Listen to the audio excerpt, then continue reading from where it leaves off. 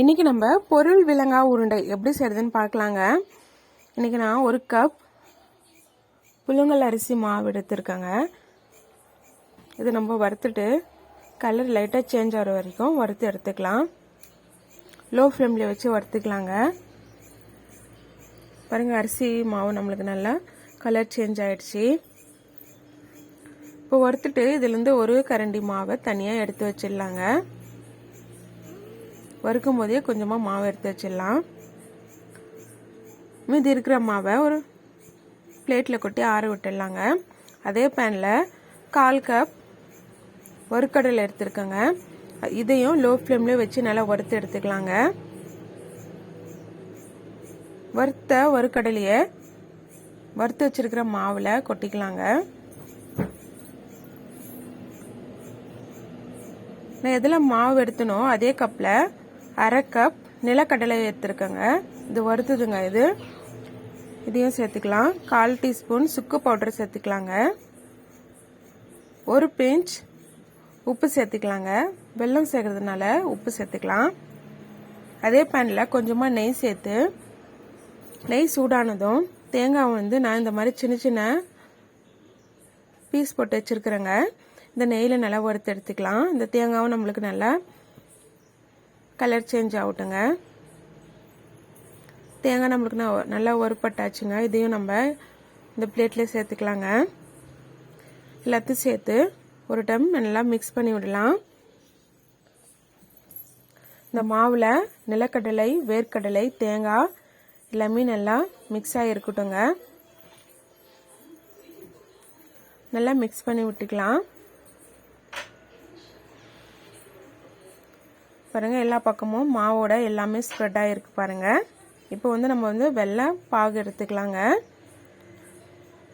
நான் எதில் புழுங்கல் அரிசி மாவு எடுத்தனோ அதிலே 1 கப் பொடிச்ச வெள்ளை எடுத்துருக்கேங்க.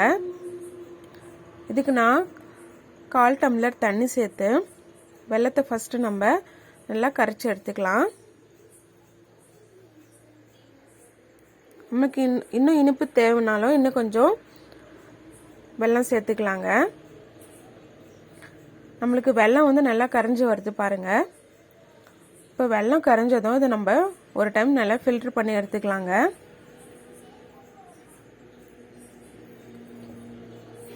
இதை நல்லா ஃபில்டர் பண்ணிட்டு அதே பேன் நல்லா வாஷ் பண்ணிட்டு அதுக்கப்புறம் நம்ம வடித்து வச்சிருக்கிற வெள்ளைப்பாகு சேர்த்து நல்லா பதத்துக்கு எடுத்துக்கலாங்க. பாருங்கள், நம்மளுக்கு வெள்ளைப்பாகு ரெடி ஆகிட்டு வருது.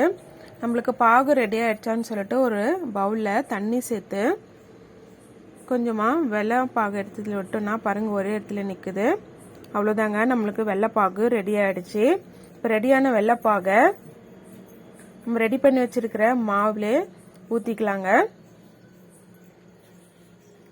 வெள்ளைப்பாகை இந்த மாவில் வீத்துட்டு உடனே நம்ம கைவிட்டு நல்லா பிசைய முடியாதுங்க. ஏன்னா வெள்ளைப்பாகு ரொம்ப சூடாக இருக்கும்.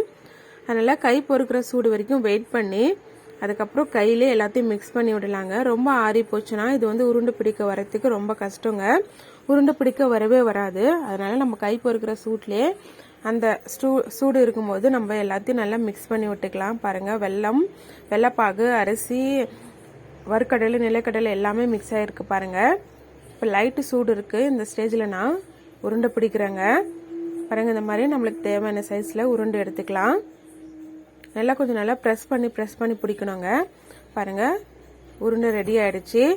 இப்போ நம்ம ஃபஸ்ட்டில் மாவு வறுக்கும் போது கொஞ்சம் செப்பரேட்டாக ஒரு பிளேட்டில் கொஞ்சம் ஒரு கரண்டி மாவு எடுத்து வச்சு பாருங்கள். அதில் நம்ம பிடிச்ச உருண்டையை இந்த மாதிரி நல்லா ஸ்ப்ரெட் பண்ணி எடுத்துக்கலாம். எல்லா பக்கமும் நல்லா இந்த மாவு கோட் ஆகணுங்க. பாருங்கள், இந்த மாதிரி நல்லா ஸ்ப்ரெட் பண்ணி எடுத்துக்கலாம். அவ்வளோதாங்க, நம்மளுடைய பொரிவிலங்காய் உருண்டை ரெடி ஆகிடுச்சு. ரொம்ப ரொம்ப ஒரு ஹெல்த்தியான ஸ்நாக்ஸுங்க இது. கண்டிப்பாக வீட்டில் நீங்கள் இதை ட்ரை பண்ணுங்கள். எல்லோரும் நல்லா விரும்பி சாப்பிடுவாங்க. இந்த வீடியோ உங்களுக்கு பிடிச்சிருந்தா மறக்காமல் லைக் பண்ணுங்கள், சப்ஸ்கிரைப் பண்ணுங்கள். தேங்க்யூ.